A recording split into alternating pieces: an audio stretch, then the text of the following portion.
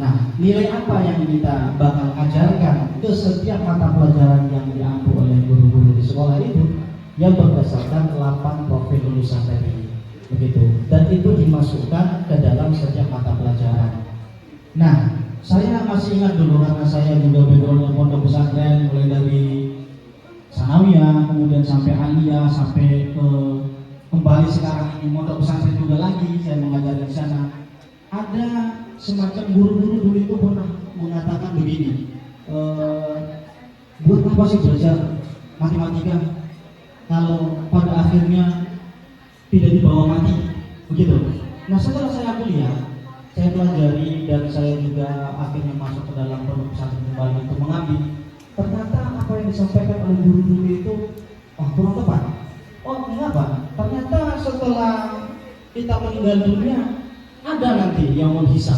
Ya, nanti kita bakal ditanya lagi tentang amal-amal perbuatan itu. Berarti kan ternyata pembelajaran itu ada keterkaitan antara satu dengan yang lainnya. Tidak adanya dikotomi seperti yang saya sampaikan tadi. Maka melihat banyaknya mata pelajaran ini, nilai apa yang bakal kita ajarkan kepada murid-murid di sekolah ya berdasarkan 8 prinsip pembelajaran tadi. Kemudian bagaimana sistematikanya? Sistematikanya seperti yang saya sampaikan tadi, bahwasanya dimulai dari identifikasi. Identifikasi ini mungkin bisa menjawab pertanyaan dari Bapak yang pertama, yaitu bagaimana kita bisa melakukan kolaborasi antara guru.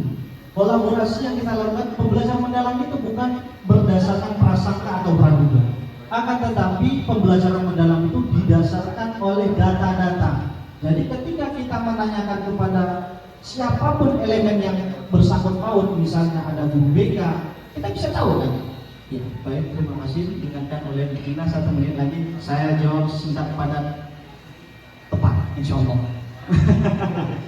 Baik, kita tanya misalnya kepada guru BK, bagaimana sih sebenarnya perilaku anak ini. Nah, setelah kita tanya dia hyperaktif, kemudian apa solusi yang ditawarkan oleh guru BK misalnya. Nah, itu bisa kita jadikan sebagai landasan kita untuk membuat rancangan pembelajaran. Jadi setelah kita identifikasi yang kita itu telah berkolaborasi dengan segala elemen termasuk orang tua si siswa itu sendiri, sehingga kita tahu apa yang diinginkan oleh anak di dalam pembelajaran.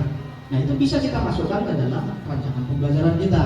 Setelah kita buat identifikasi, kemudian kita desain. Setelah kita desain, baru kita buat semacam rangkaian dalam pengalaman belajar. Awalnya bagaimana, intinya seperti apa, dan penutupnya bagaimana. Setelah itu yang terakhir adalah asesmen. Kita menilai, meninjau kembali, dan mengevaluasi. Kita tidak boleh puas dengan apa yang telah kita lakukan.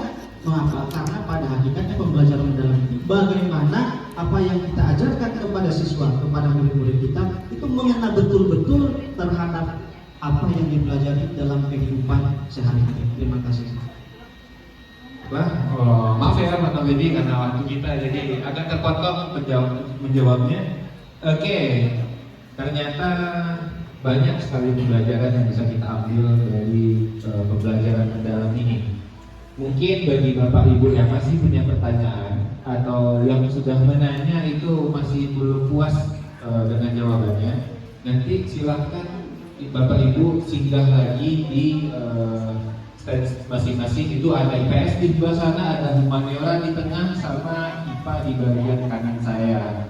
Nah, jadi kalau belum puas rasanya menggali tentang pembelajaran mendalam ini, silahkan berkunjung lagi ke stand-stand yang ada. Oke, sampailah kita di penghujung acara talk show ini. Karena kita dibatasi waktu sampai jam 11.30. Terakhir dari kami mengucapkan maaf jika ada kesalahan yang disampaikan selama talk show atau rasa-rasanya perilaku yang tidak tepat. Saya